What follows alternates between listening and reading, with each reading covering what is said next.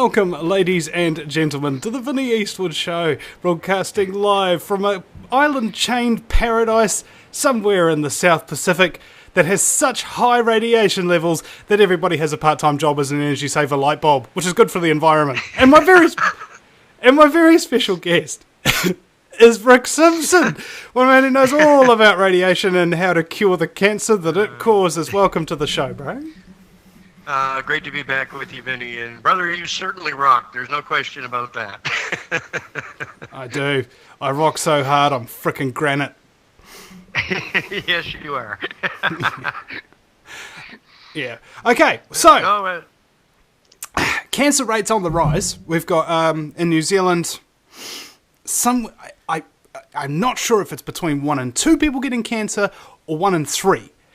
It's certainly not freaking being solved. And it's a friend of mine went out and went to a person who's collecting for the Cancer Society and tried to confront them about the suppressed cancer cures and so on and so forth, Rick. And right. And of course they just say, no, I don't believe that, all right? As if your belief is strong enough to counter scientifically verified evidence, to counter 100% undeniable proof. I don't think that people have any capacity for real thought anymore. And indeed, this is one of the real problems with getting the truth out about things, is people can't even believe it, even if they see it. You're quite right, Vinny. And, in our suppressed media, when I get back here, well, actually, before I came back to Croatia, I was talking to some of the activists over here. And I asked them, I said, any progress been made since I left last November?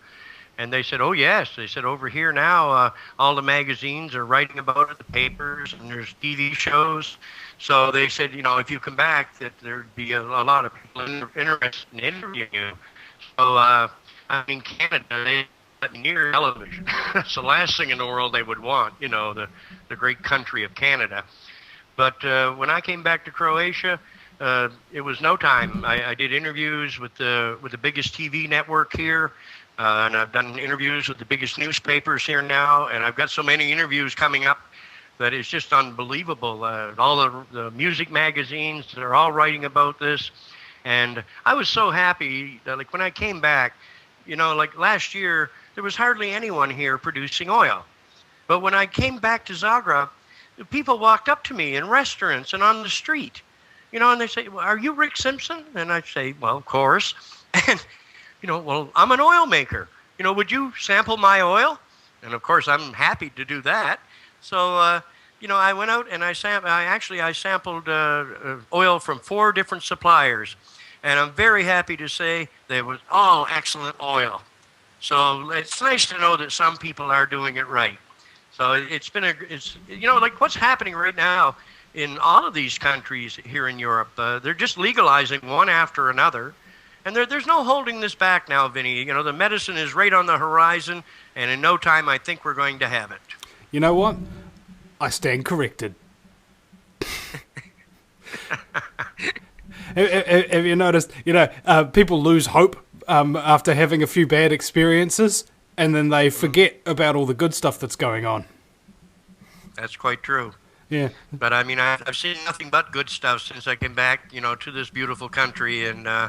in Slovenia, next month they're putting a big proposal, into the government, and they're looking at legalizing and allowing people to grow their own medicines, which, is a natural right. We all have the right to heal ourselves, for God's sakes, and especially when you're using a plant that is harmless, non-addictive, and it's been used as a medicine for thousands of years.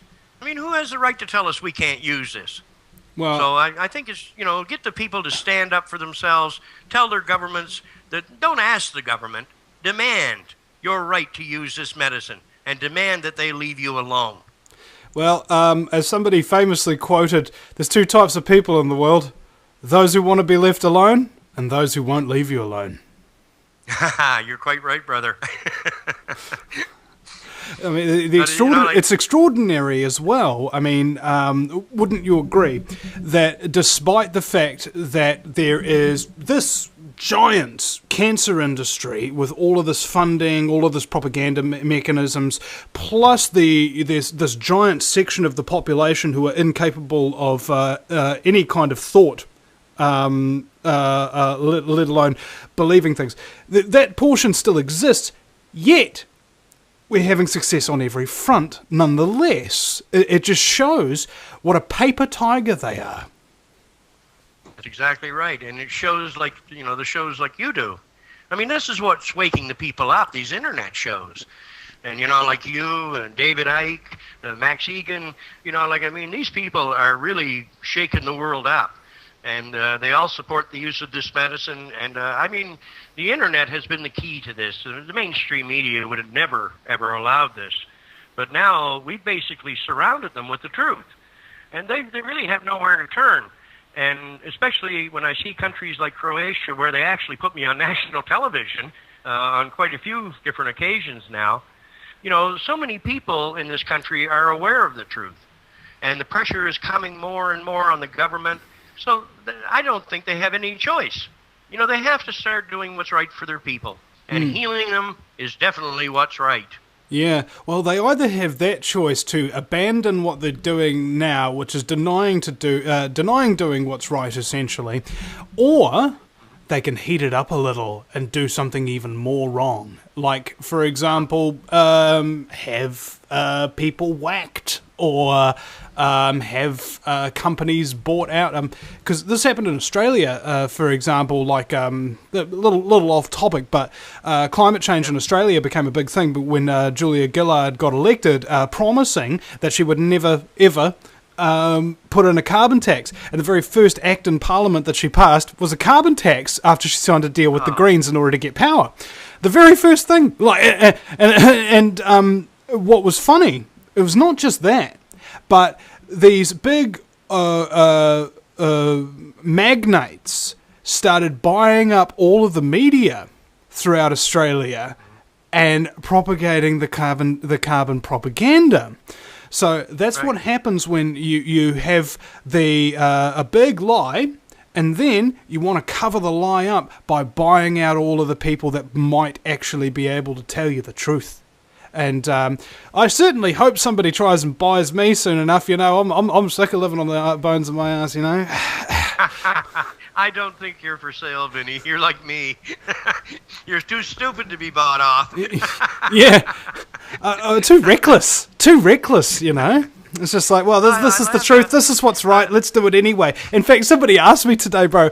One person offered to pay me to do stuff, and I'm like, I really don't want to. And another person said, hey, Vinny, you can't be making enough money off of doing what you're doing now. You need to go get a job. And I said, well, actually, no, I don't. I haven't needed any other income other than really this show since midway through 2012, I think. And they're saying that, you probably don't have enough of a big YouTube following. I've got 10,000 plus subscribers. I've got more than the mainstream media does in New Zealand. Okay, trust me. This and you said it yourself.